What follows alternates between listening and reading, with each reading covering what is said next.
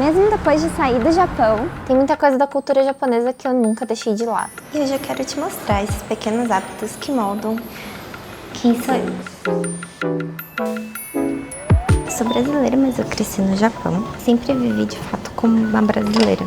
E por mais que eu não tivesse contato com muitos japoneses, assim, na minha vida, no dia a dia, claro que sim, né, mas na minha vida pessoal, sabe, eu não tinha muito contato com japonês.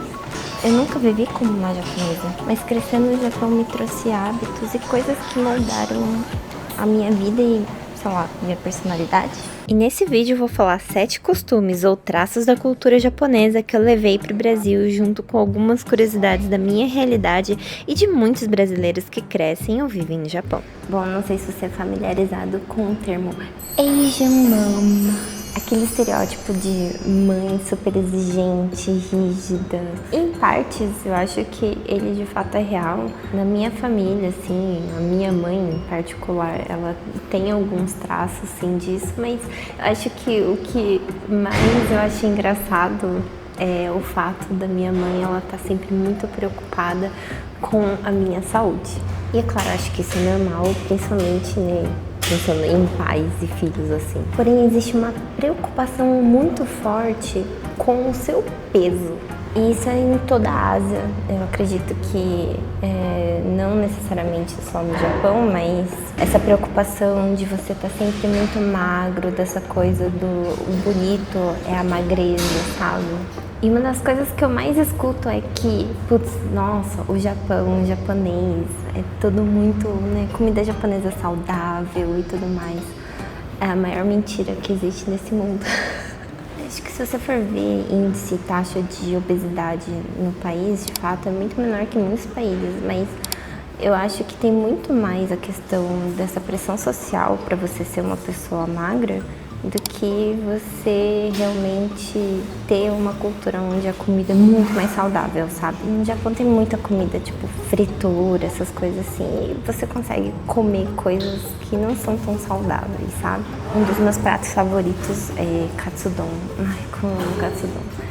Mano, é fritura, entendeu? Eu mesma, entre os meus 8 aos meus 13, mais ou menos, em todos os meus exames no Japão, dava que eu era obesa. Eu era uma criança mais gordinha que eu, mas eu não sei se eu era de fato obesa, sabe? Eu acho que os índices do Japão, eles colocam um pouco mais, assim, pra baixo, sabe? Exercício físico sempre foi uma coisa que eu pratiquei na minha vida, né? Principalmente quando eu era adolescente. Depois, quando eu fiquei adulta e vim pro Brasil, isso mudou muito. Eu fiquei extremamente sedentária e há pouco tempo eu, de fato, comecei a fazer exercícios físicos, né? A idade vai chegando, a gente precisa se exercitar, não é mesmo? Mas uma coisa que eu sempre amei muito foi fazer artes marciais. Eu fiz por muito tempo judô e, bom, esse é um traço japonês na minha vida.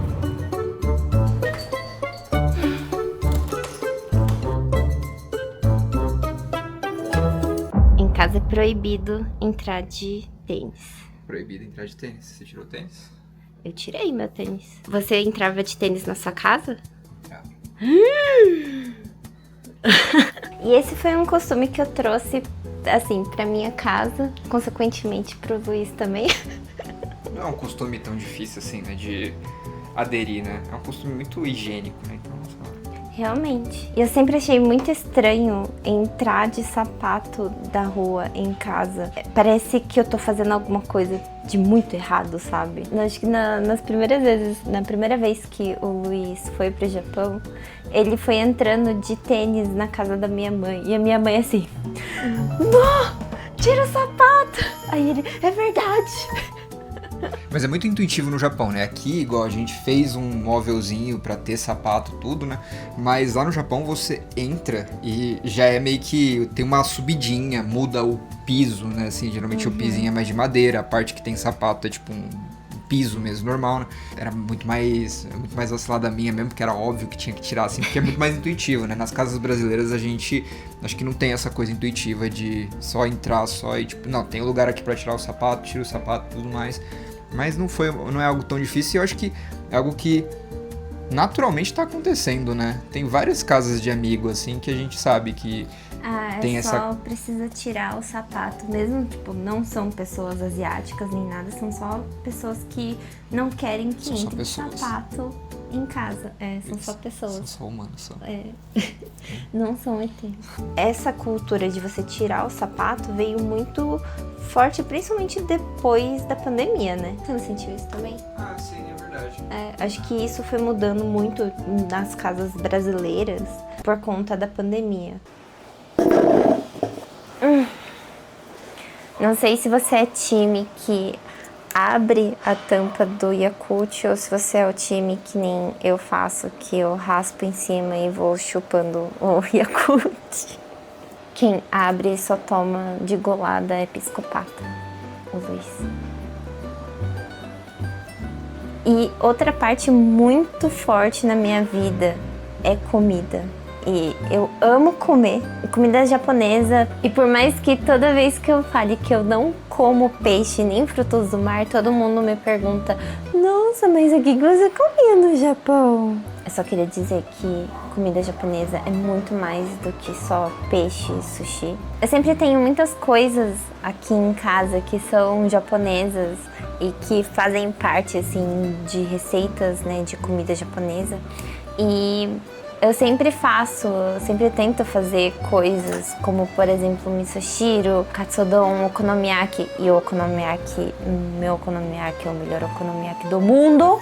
O Luiz é minha testemunha de que, de fato, o meu okonomiyaki é o melhor okonomiyaki do mundo. A comida japonesa ela é muito presente no meu dia a dia. E por mais que eu tivesse crescido, de fato, como uma brasileira, em casa, a gente sempre fez comida brasileira, porém com um toque japonês. Então, Gohan, que é o arroz japonês, é uma coisa assim, só existe arroz japonês em casa. E ele vai com tudo. Ele vai com feijoada, ele vai com estrogonofe. Nossa, sério, Gohan com estrogonofe é muito bom. E eu acho que isso é um traço muito de brasileiro que morou no Japão. É você ir num churrasco, por exemplo, e além da maionese, além do churrasco em si, além do vinagrete, da farofa, você vai ter ali um onigiri, que é o bolinho de arroz japonês, sabe? Então, assim, tem aquele quê, sabe? Nipo brasileiro.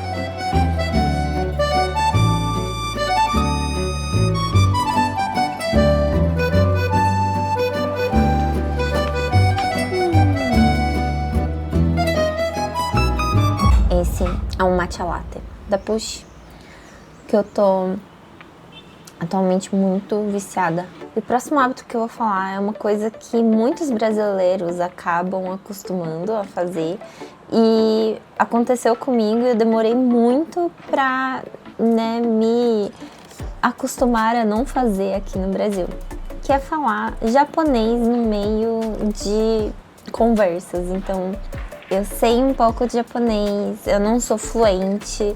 Essa foi uma das coisas que eu mais vi de comentário quando eu postei o outro vídeo falando sobre a minha história. Eu falo sobre como a gente mora numa comunidade brasileira no Japão, e que muita gente também não aprende a falar japonês, só que a minha experiência foi que na escola a gente tinha japonês, mas não era aquela coisa... É tipo o inglês aqui no Brasil, sabe? Em que é muito difícil alguém ficar, de fato, aprender e ficar fluente numa língua só com o básico do básico que eles entregam nas escolas. E no japonês é a mesma coisa, só que eu sempre fiz aula de japonês particular.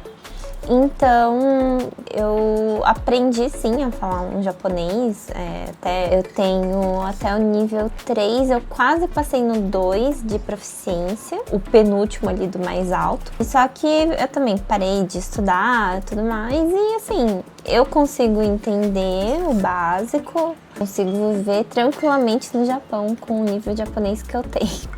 E por mais que o brasileiro que mora no Japão às vezes não aprenda 100% fluente japonês, ele vai incorporar coisas, palavras japonesas no seu dia a dia. Então, por exemplo, palavras que eu falava muito, daijoubu, Essa até eu tô voltando a falar, na verdade. Quer dizer, tudo bem.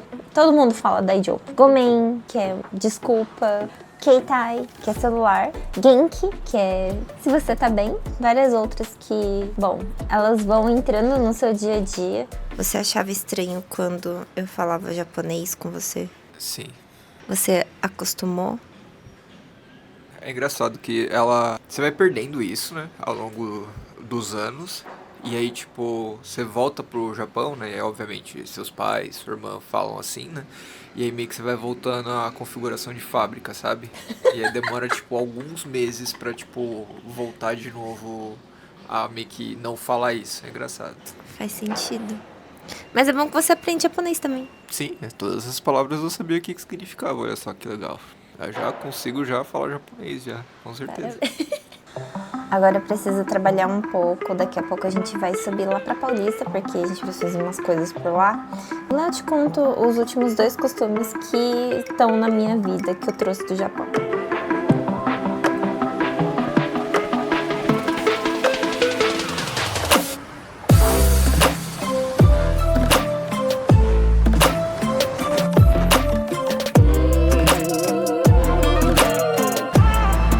No Japão, as pessoas não atravessam o sinal vermelho. Quando eu cheguei aqui, eu também não atravessava. É claro, o certo é você, de fato, não atravessar, mas assim, a gente vai aprendendo, sabe? É errado. Crianças atravessam no sinal verde, por favor. Mas realmente, no Japão, socialmente, não é aceitável você fazer coisas erradas, entendeu? Tem uma pressão muito grande em relação a você seguir regras.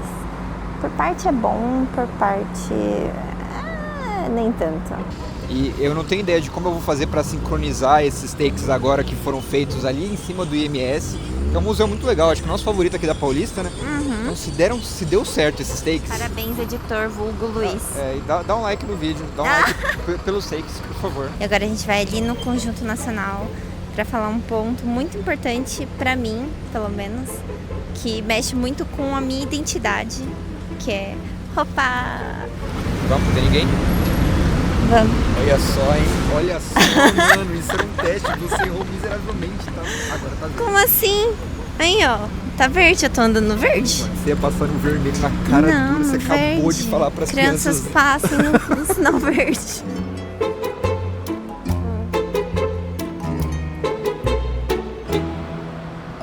Uma coisa que ficou muito clara pra mim quando eu voltei pro Brasil é que quando eu tava no Japão, eu procurava muito mais viver e estar muito próximo do Brasil. E quando eu vim pro Brasil, o inverso aconteceu. E isso, no meu dia a dia aqui no Brasil, aconteceu e refletiu muito, principalmente no que eu vestia e nas referências que eu procurava, e também no que eu consumia de conteúdo. Então, uma coisa que eu não fazia no Japão e que eu achava muito estranho era moda japonesa. E por mais que na época, pra mim, moda japonesa parecia um pouco diferente demais, hoje, pra mim, é uma referência de fato, sabe? O estilo japonês eu acho um pouco alternativo, o que me traz, assim, esse quê de curiosidade, de coisas que eu ainda posso explorar e alternativas, sabe? De looks, de combinações e tudo mais. E isso vem muito também como essa busca por um certo pertencimento, às vezes. Não sei como eu posso dizer isso. Ah, mano, isso é pra sua psicóloga, velho. Talvez seja um jeito que eu achei pra realmente estar mais próximo da cultura japonesa, sabe? Mas sim, coloquem aqui psicólogos nos comentários onde você encaixaria isso. E isso é um assunto que eu quero tratar num outro vídeo, principalmente falando sobre a questão da identidade, sabe? De como eu me identifico. Queria fazer um adendo aqui, um shout-out pra Yumi Kurita, que ela também, eu conheci ela há pouco tempo, ela é uma stylist E ela é uma das nossas clientes na Social Media. Ela trabalha com moda e tudo mais. E muitas das coisas que ela usa, ela tem também de inspiração asiática, sabe? E eu acho muito legal o estilo dela. Eu quero ser ela quando eu crescer, sabe? E a gente tá no Sol, que é uma cafeteria aqui na Augusta, e ela é uma das melhores cafeterias de café especial em São Paulo. Venham, tem muita coisa boa. O último ponto que eu queria falar dos meus costumes e coisas que eu trouxe da minha vida do Japão é a parte de entretenimento. Uma coisa que eu amava fazer era esperar um programa em específico que passava tipo top 100 músicas da época, e aí alguns cantores iam lá cantar e tal. E eu ficava com um caderninho escrevendo as músicas para eu poder baixar depois. Isso foi muito velho, né? Realmente foi mesmo, velho. E hoje, por mais que eu não esteja lá, eu ainda consumo muita música japonesa. Eu sempre fico vendo o que tá tendo de novo, né? Por exemplo, no Spotify tem lá top 50 músicas do Japão. E programas japoneses também, então, que seja dorama. Isso acho que também me traz, assim, referências para o estilo de edição que eu gosto, sabe? Um disclaimer para as pessoas que... Acho que a gente também não deixou muito claro isso mesmo, quem só assistiu aquele vídeo não pegou, mas você tá há 15 anos no Brasil. Sim, né? gente, eu já vivi metade da minha vida no Brasil e metade no Japão, entendeu? A gente falou bem-vindo, mas assim, obrigado, mas você já tá metade da sua vida no Brasil e metade no Japão, e isso vai ser talvez o tema para um vídeo, né? Sim. Um vídeo que pode sair mais pra frente, então acompanha, porque tem vídeo aqui toda semana. Aqui